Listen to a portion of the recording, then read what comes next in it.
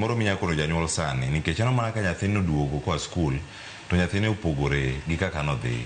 Nyathini en moro mane ni active ahinya to koro duogo ochalo kan moro manam kata kokao gimoro kanyo ochalo ka nav moro mane wiye odhi odi nav mane kete obed gi morno onge kendo gino kete oling thi en kijana mokuo en oling alinga thi kaka entie no to moro bende biro mopogore en oling alinga ka entie dala wa skul kochopo ten koro en mana ng'ama jende kere ng'ama ting'ore ating'a en ochikore nitiere kuonde te.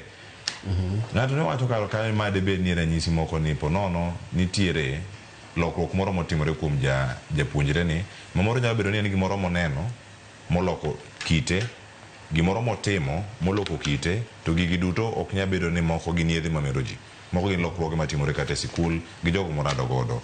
Mondo japuonjre kod janyuol ne kochopo dala, janyuol kik wach ni nyathina nochako madho njaga tino linga linga thi to nyathina ok winje kata kodum njaga kata kodum nyasore kaka oganda luonge kono mopogore opogore. Janyuol obed gi pogruok mane kaka onyalo kono ng'ato.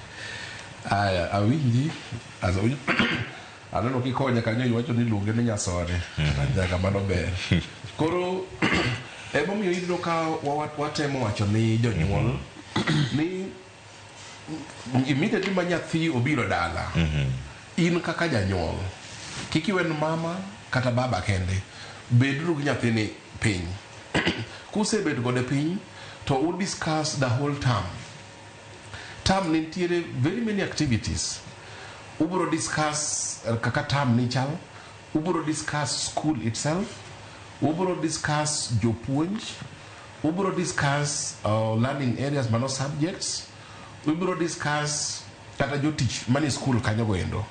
To samu discuss gigoendo onego bed kaka janyuol iwe ni nyathini mondo wach ni an kae nena hero ka to kae nene kadwa or nyalo wacho ni nitie gimoro ma uketi school kacha ma nagalo ga no ber ta neno korach.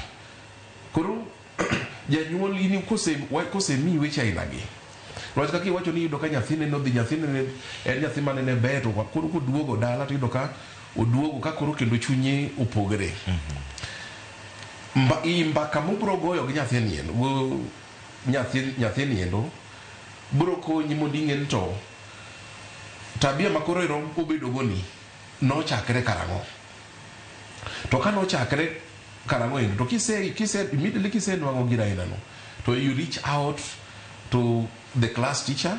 Ang'eyo no class teachers miyudo ka ji hinyo jonyuol hinyo chope ahinya.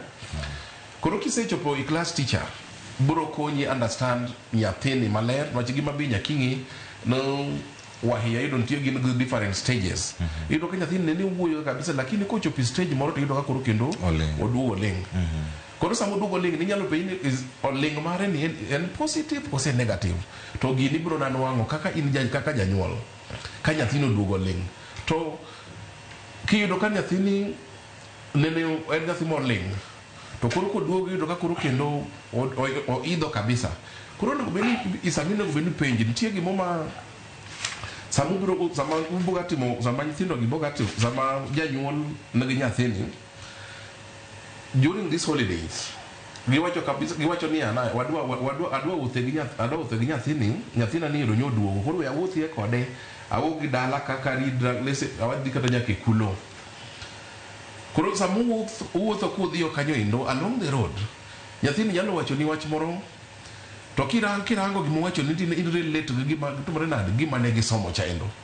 Koro ineno ka nyathini en very inquisitive onyalo kata wacho ni no lese lu en kata dam koro kalo dam moro kanyo endo to wacho ni dam ni kabe no lose kama hama to wanyalo omiyo waga rech kias maromo but ko lose ka hama onyalo bedo maber malich.